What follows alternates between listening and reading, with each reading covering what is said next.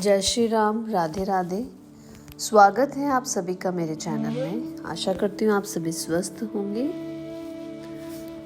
श्री वाल्मीकि निर्मित आर्ष रामायण आदि काव्य के सुंदर कांड में आज हमारा सर्ग 22वां सर्ग प्रारंभ करने जा रहे हैं, तो श्रवण कीजिए आज का सर्ग, अंत तक बने रहिएगा। सीता के ये कठोर वचन सुनकर राक्षस राज रावण ने उन प्रिय दर्शना सीता को यह अप्रिय उत्तर दिया। जैसा कि आपने पिछले सर्ग में श्रवण किया था कि सीता ने रावण को किस प्रकार से कठोर वचन सुनाए, तो उन वचनों को सुनकर अब राक्षस राज रावण क्या उत्तर देता है। लोक में पुरुष जैसे स्त्रियों से अनुनय विनय करता है, वैसे वैसे वह उनका प्रिय होता जाता है, परंतु मैं तुमसे ज्यों-ज्यों मीठे वचन बोलता हूँ त्यों ही त्यों तुम मेरा तिरस्कार करती जा रही हो। किंतु जैसे अच्छा सारथी कुमार्ग में दौड़ते हुए घोड़ों को रोकता है, वैसे ही तुम्हारे प्रति जो मेरा प्रेम उत्पन्न हो गया है वही मेरे क्रोध को रोक रहा है। मनुष्यों में यह प्रेम बड़ा ही टेढ़ा है। वह जिसके प्रति बंध जाता है उसी के प्रति करुणा और स्नेह उत्पन्न हो जाता है। सुमुखी, यही कारण है कि झूठे वैराग्य में तत्पर तथा वध और तिरस्कार के योग्य होने पर भी तुम्हारा मैं वध नहीं कर रहा हूँ। मिथिलेश कुमारी, तुम मुझसे जैसी जैसी कठोर बातें कह रही हो उनके बदले तो तुम्हें कठोर प्राणदंड देना ही उचित है। विदेह राजकुमारी सीता से ऐसा कहकर क्रोध के आवेश में भरे हुए राक्षस राज रावण ने उन्हें फिर इस प्रकार से उत्तर दिया। सुंदरी, मैंने तुम्हारे लिए जो अवधि नियुक्त की है उसके अनुसार मुझे 2 महीने और प्रतीक्षा करनी है। तत्पश्चात तुम्हें मेरे साथ आना ही होगा। अतः याद रखो, यदि 2 महीनों के बाद तुम मुझे अपना पति बनाना स्वीकार नहीं करोगी तो रसोइये मेरे कलेवे के लिए तुम्हारे टुकड़े टुकड़े कर डालेंगे। राक्षस राज रावण के द्वारा जनक नंदिनी सीता को इस प्रकार धमकाया जाता रहा देखकर देवताओं और गंधर्वों की कन्याओं को भी बड़ा विषाद हुआ और उनकी आंखें भी विकृत हो गई। तब उनमें से किसी ने ओठों से, किसी ने नेत्रों से तथा किसी ने मुंह के संकेतों से उस राक्षस द्वारा डांटी जाती हुई सीता को धैर्य बंधाया। उनके धैर्य बंधाने पर सीता ने राक्षस राज रावण से अपने सदाचार और पति के शौर्य के अभिमान से पूर्ण हितकर वचन कहा। निश्चय ही इस नगर में कोई भी पुरुष तेरा भला चाहने वाला नहीं है जो तुझे इस निंदित कर्म से रोके। जैसे सची इंद्र की धर्मपत्नी है, उसी प्रकार मैं धर्मात्मा भगवान श्री राम की पत्नी हूँ। त्रिलोकी में तेरे सिवा दूसरा कौन है जो मन से भी मुझे प्राप्त करने की इच्छा करे। नीच राक्षस, तूने अमित तेजस्वी श्री राम की भार्या से जो पाप की बात कही है उसके फल स्वरूप दंड से तू कहाँ जाकर छुटकारा पाएगा। जिस प्रकार वन में कोई मतवाला हाथी और कोई खरगोश देव बस एक दूसरे के साथ युद्ध के लिए तुल जाए, वैसे ही भगवान श्री राम और तू है। निशाचर, भगवान राम तो गजराज के समान है और तू खरगोश के तुल्य है। अरे इक्ष्वाकुनाथ श्री राम का तिरस्कार करते तुझे लज्जा नहीं आती? तू अब तक उनकी आंखों के सामने नहीं जाता, तब तक तो जो चाहे कह ले। अनार्य, मेरी ओर दृष्टि डालते समय तेरी ये क्रूर और विकार युक्त काली पीली आंखें पृथ्वी पर क्यों नहीं गिर पड़ी? मैं धर्मात्मा श्री राम की धर्म पत्नी और महाराज दशरथ की पुत्रवधू हूँ। पापी, मुझ पे पाप की बातें करते समय तेरी ये जीभ क्यों नहीं गल जाती है? दशमुख रावण, मेरा तेज ही तुझे भस्म कर डालने के लिए पर्याप्त है। केवल श्री राम की आज्ञा न होने से और अपनी तपस्या को सुरक्षित रखने के विचार में तुझे भस्म नहीं कर रही हूँ। मैं मतिमान श्री राम की भार्या हूँ, मुझे हर लेने आने की शक्ति तेरे अंदर नहीं थी। निसंदेह तेरे वध के लिए ही विधाता ने यह विधान रच दिया है।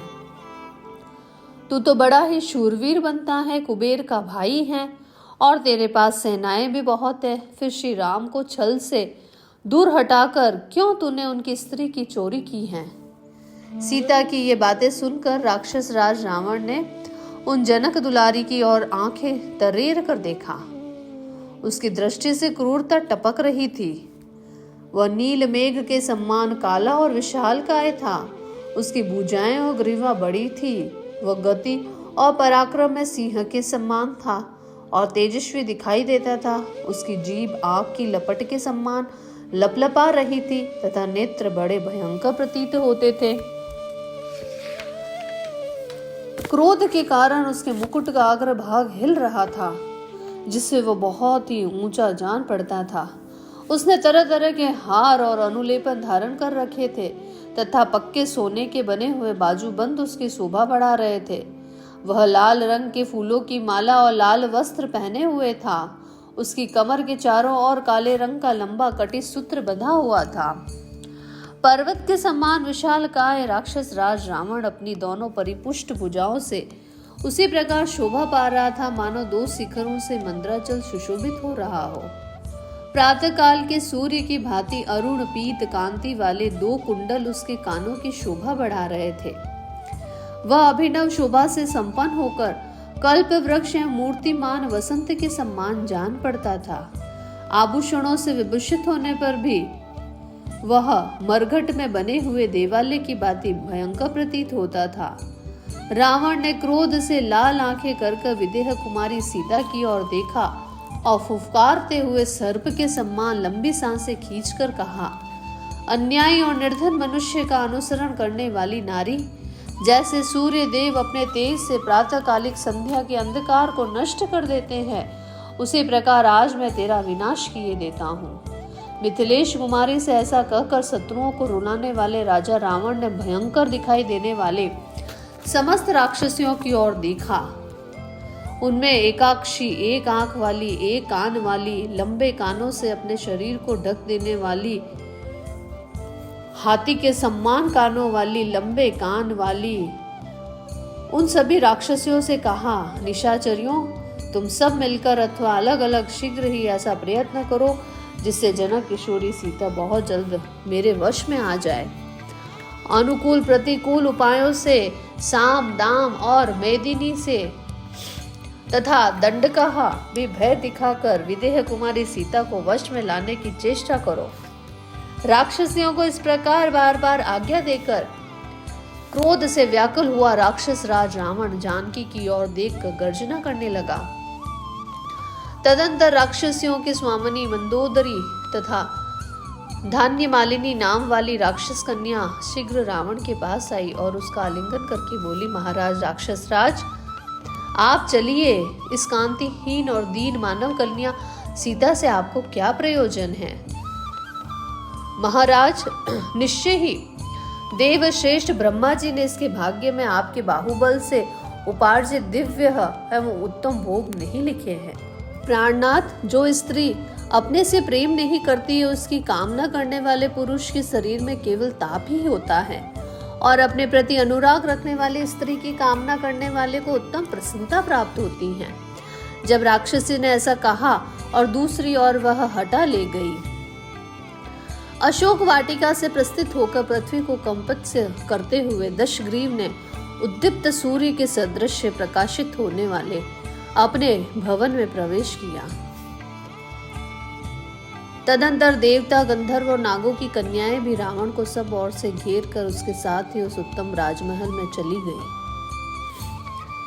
शत्रुओं को रुलाने वाला राजा रावण सीता से पूर्वोक्त बातें कहकर सब राक्षसियों को उनको वश में लाने के लिए आदेश देकर वहां से निकल गए।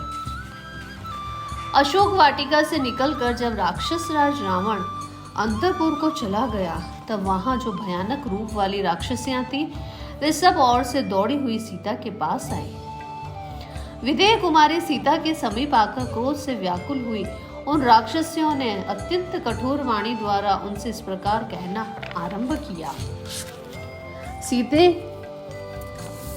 तुम पुलत्स्य जी के कुल में उत्पन्न हुई सर्वश्रेष्ठ दशग्रीव महामन्ना रावण की भार्या बनना भी कोई बहुत बड़ी बात नहीं समझती। तत्पश्चात एक जटा नाम वाली राक्षसी ने क्रोध से लाल आंखें करके कृशोदरी सीता को पुकार कर कहा, विदेह कुमारी, पुलत्स्य जी 6 प्रजापतियों में चौथे हैं और ब्रह्मा जी के मानस पुत्र हैं। इस रूप में उनकी सर्वत्र ख्याति है। पुलत्स्य जी के मानस पुत्र तेजस्वी महर्षि विश्वाह हुए, वे भी प्रजापति के सम्मान ही प्रकाशित होते हैं। विशाल लोचने, ये शत्रुओं को रुलाने वाले महाराज रावण उन्हीं के पुत्र हैं और समस्त राक्षसों के राजा हैं। तुम्हें उनकी भार्या हो जाना चाहिए। सर्वांग सुंदरी, मेरी इस कही हुई बात का तुम अनुमोदन क्यों नहीं करती हो? इसके बाद बिल्ली के सम्मान भूरी आंखों वाली हरी जटा नाम की राक्षसी ने क्रोध से आंखें फाड़ कर कहना आरंभ किया कि अरे, जिन्होंने 3300 देवी देवताओं तथा इंद्र को भी परास्त कर दिया था, उन राक्षस राज रावण की रानी तो तुम्हें अवश्य बन जाना चाहिए। महाबली राजा रावण अपनी अधिक प्रिय और सम्मानित भार्या मंदोदरी को भी, जो सबकी स्वामिनी है, छोड़कर तुम्हारे पास पधारेंगे। तुम्हारा कितना महान सौभाग्य है।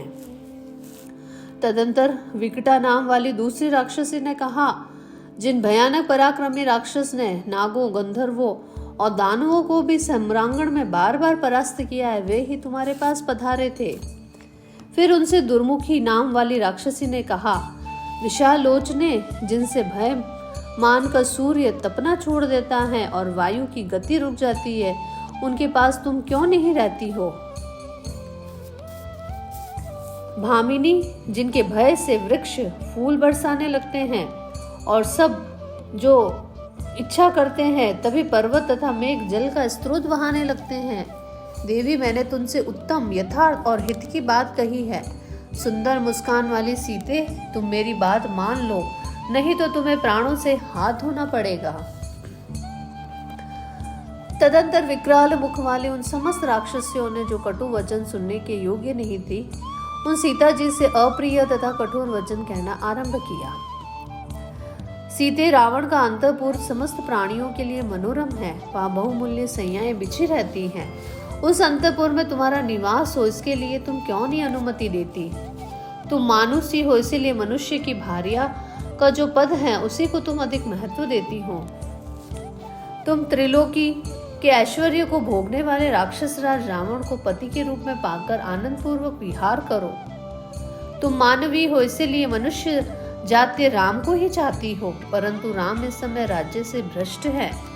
राक्षसियों की ये बातें सुनकर कमल नयनी सीता ने आंसू भरे नेत्रों से उनकी ओर देखकर इस प्रकार से कहा कि तुम सब मिलकर मुझसे जो यह लोक विरुद्ध प्रस्ताव कह रही हो, तुम्हारा ये पापपूर्ण वचन मेरे हृदय में एक क्षण के लिए भी नहीं ठहर पाता है।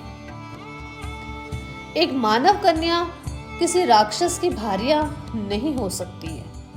तुम सब लोग भले ही मुझे खा जाओ, किंतु मैं तुम्हारी बात नहीं मान सकती। मेरे पति दीन हो अथवा राज्यहीन हो, वे ही मेरे स्वामी हैं, वे ही मेरे गुरु हैं।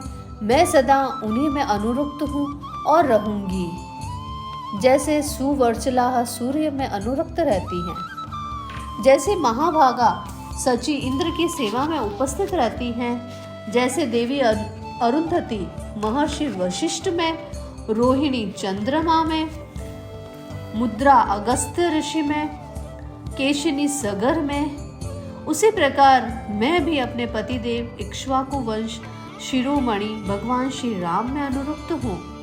सीता की बात को सुनकर राक्षसियों के क्रोध की सीमा न रही। वे रावण की आज्ञा के अनुसार कठोर वचनों द्वारा उन्हें धमकाने लगी। अशोक वृक्षों में चुपचाप छिपे बैठे हुए वानर हनुमान जी सीता को फटकारती हुई राक्षसियों की बातें सुनते रहे। वे सब राक्षसियां कुपित हो वहां से कांपती हुई सीता पर चारों ओर से टूट पड़ी। उनका क्रोध बहुत ही बड़ा हुआ था। वे सब की सब तुरंत हाथों में फरसे लेकर बोल उठी, ये राक्षस राज रावण को पति रूप में पाने योग्य है ही नहीं। उन भयानक राक्षसियों के बार बार डांटने और धमकाने पर सर्वांग सुंदरी कल्याणी सीता अपने आंसू पोंछती हुई उसी अशोक वृक्ष के नीचे चली आई। विशाल लोचना वैदेही शोक सागर में डूबी हुई थी, इसीलिए वहां चुपचाप बैठ गई। वे बहुत ही दुर्बल हो गई थी, उनके मुख पर दीनता छा रही थी और उन्होंने मलिन वस्त्र पहन रखा था। उस अवस्था में उन जनक नंदिनी को चारों ओर खड़ी हुई भयानक राक्षसियों ने फिर धमकाना आरंभ किया। तदंतर विंता नाम की राक्षसी आगे बढ़ी। वह देखने में बड़ी भयंकर थी। उसकी देह क्रोध की सजी प्रतिमा जान पड़ती थी। उसके विकराल राक्षसी के पेड़ भीतर की ओर धसे हुए थे। वह बोली, सीते, तूने अपने पति के प्रति जितना स्नेह दिखाया है इतना ही बहुत है। बद्रे, अति करना तो सब जगह दुख का ही कारण होता है। मिथिलेश कुमारी, तुम्हारा भला हो, मैं तुमसे बहुत ही संतुष्ट हूँ, क्योंकि तुमने मानवोचित शिष्टाचार का अच्छी तरह पालन किया है। अब मैं भी तुम्हारे हित के लिए जो बात कहती हूँ उस पर ध्यान दो, उसका शीघ्र ही पालन करो। समस्त राक्षसों का भरण पोषण करने वाले महाराज रावण को तुम अपना पति स्वीकार कर लो। दीनहीन मनुष्य राम का परित्याग करके सबके प्रिय वचन बोलने वाले उदार और त्यागी रावण का आश्रय लो। विदेह राजकुमारी, तुम आज से समस्त लोगों की स्वामिनी बन जाओ। शोभने, जैसे अग्नि की प्रिय पत्नी स्वाहा और इंद्र की प्राण वल्लभा सची हैं, उसी प्रकार तुम रावण की भी प्रेयसी बन जाओ। यदि तुम मेरी कही हुई इस बात को नहीं मानोगी तो हम सब मिलकर तुम्हें इसी मुहूर्त में अपना आहार बना लेगी। तदंतर दूसरी राक्षसी सामने आई। अत्यंत खोटी बुद्धि वाली मिथिलेश कुमारी, अब तक हम लोगों ने अपने कोमल स्वभाववश तुम पर दया जाने के कारण तुम्हारे बहुत सी अनुचित बातें सह ली हैं। इतने पर भी तुम हमारी बात नहीं मानती हो। हमने तुम्हारे हित के लिए समयोचित सलाह दी थी। मैथिली, साक्षात इंद्र भी यहाँ तुम्हारी रक्षा करने में समर्थ नहीं हो सकते हैं। आंसू बहाने से कुछ होने जाने वाला नहीं है। यह व्यर्थ का शोक त्याग दो। सीते, राक्षस राज रावण के साथ सुखपूर्वक क्रीड़ा विहार करो। भीरू, हम सभी स्त्रियां जानती हैं कि नारियों का यौवन टिकने वाला नहीं होता है। जब तक तुम्हारा यौवन नहीं ढल जाता तब तक सुख भोग लो। मद मत बना देने वाले नेत्रों से शोभा पाने वाली सुंदरी, तुम राक्षस राज रावण के साथ लंका के रमणीय उद्यानों, पर्वतों और उपवनों में विहार करो। महाराज रावण समस्त राक्षसों का भरण पोषण करने वाले स्वामी हैं। तुम उन्हें अपना पति बना लो। महाराज रावण जब उसे हर कर ले आए थे उस समय भय के मारे वह थर थर कांप रही थी, जिससे उस दिन इस मृग शावक नयनी मानव कन्या को देखकर मेरे हृदय में ये बड़ी भारी इच्छा जागृत हुई, जिसके जिगर, तिल्ली, विशाल हृदय और उसके आधार स्थान, अंग और सिर को मैं खा जाऊंगी। इस समय भी मेरा ऐसा ही विचार है। तदंतर प्रगसा नामक राक्षसी बोल उठी, फिर तो हम लोग इस क्रूर हृदय सीता का गला घोट दें। अब चुपचाप बैठे रहने की क्या आवश्यकता है। इसे मारकर महाराज को सूचना दे दी जाए कि वह मानव कन्या मर गई है। तत्पश्चात राक्षसी अजामुखी ने कहा, मुझे तो व्यर्थ का वाद विवाद अच्छा नहीं लगता। आओ पहले इसे काट कर इसके बहुत से टुकड़े कर डालें। तदंतर राक्षसी सुपर्णखा ने कहा, अजामुखी जी ने जो बात कही है वही मुझे भी अच्छी लगती है। समस्त शोकों को नष्ट कर देने वाली सूरा को भी शीघ्र मंगवा लो। उसके साथ मनुष्य के मांस का आस्वादन करके इस निकुंभलाहा देवी के सामान्य नृत्य करेगी। उन विकराल रूप वाली राक्षसियों के द्वारा इस प्रकार धमकाए जाने पर देवकन्या के सम्मान सुंदरी सीता धैर्य छोड़कर फूट फूट कर रोने लगी। इस प्रकार से श्री वाल्मीकि निर्मित आर्ष रामायण आदि काव्य सुंदरकांड में हमारा ये सर्ग पूरा होता है। कल हम आगे का सर्ग प्रारंभ करेंगे। कल के सर्ग में हम श्रवण करेंगे कि राक्षसियों की बातें मानने से इनकार करके शोक संतप्त सीता का विलाप करना। आप सभी का दिन मंगलमय हो, आप सभी स्वस्थ रहें, ध्यान रखें अपना और अपनों का। धन्यवाद।